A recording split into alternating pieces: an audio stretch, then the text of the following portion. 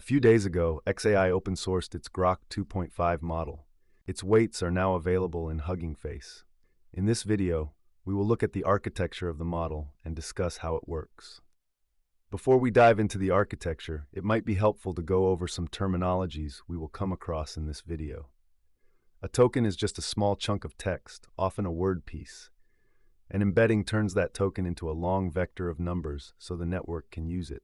Attention lets each token look at the others and decide what matters. During generation, we cache past keys and values in what's called the KV cache. Grouped query attention, or GQA, reduces that cache size by sharing keys and values across query heads, smaller memory, faster decoding. ROPE, short for Rotary Positional Embedding, encodes word order by rotating vectors instead of adding position tags.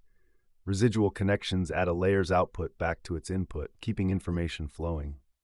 RMS Norm is a lightweight normalization that scales values by their magnitude, stabilizing deep networks.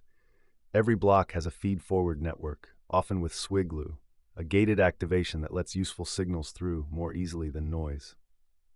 Finally, the Mixture of Experts, or MOE, keeps a pool of specialized networks. A router picks the top two for each token and combines their outputs. Now let's put these together to understand the Grok 2.5 architecture, a 270 billion parameter model that combines sparse MOE, grouped query attention, and efficient components like RMS Norm and SwiGLU. Three simple principles shape this model. Parameter efficiency.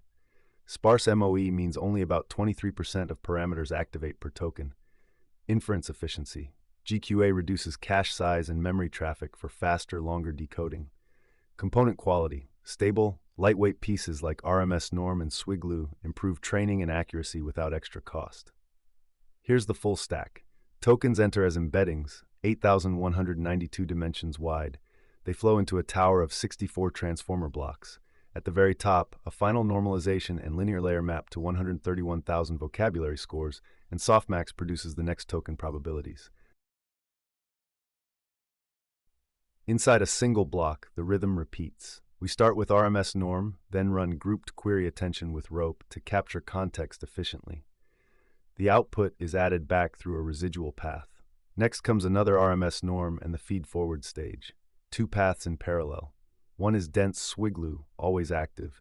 The other is a sparse MOE. A router selects 2 of 8 experts. Their contributions are merged and added back through another residual. That's one block, and the tower stacks 64 of them. So what exactly does GQA save? Traditional multi-head attention keeps separate keys and values for every head, which makes caches huge. GQA keeps many query heads for expressiveness, but groups them to share a smaller set of keys and values. The result, smaller KV cache, less bandwidth, faster generation, and longer contexts.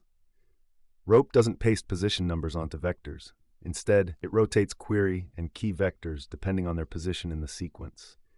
Because rotations compose cleanly, the model naturally understands relative order, who came before, who comes after, with no extra parameters. RMS Norm is a lighter alternative to layer norm. Instead of subtracting the mean and dividing by the variance, it simply rescales vectors by their root mean square. This is faster, cheaper, and still stabilizes training across very deep stacks. Now the Mixture of Experts. Each token vector goes into a small router network that scores all 8 experts. Only the top 2 fire.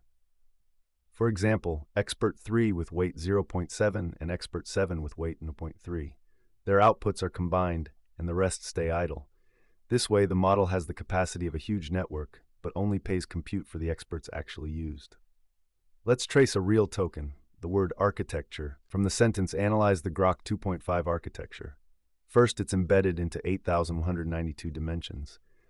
After normalization, attention with GQA and ROPE connects it strongly to Grok and 2.5.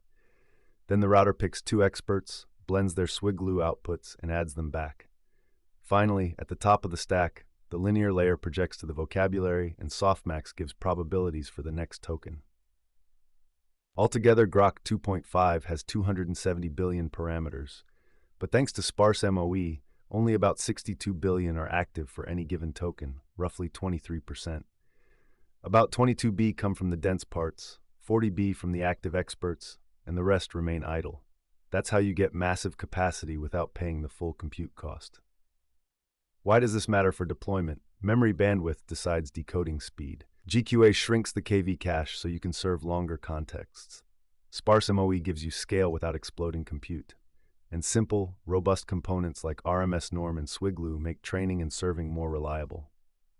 To recap, tokens become vectors, attention with rope finds the right context, residuals preserve information, RMS Norm stabilizes, and the feed-forward stage mixes a dense SwiGLU path with a sparse MOE path.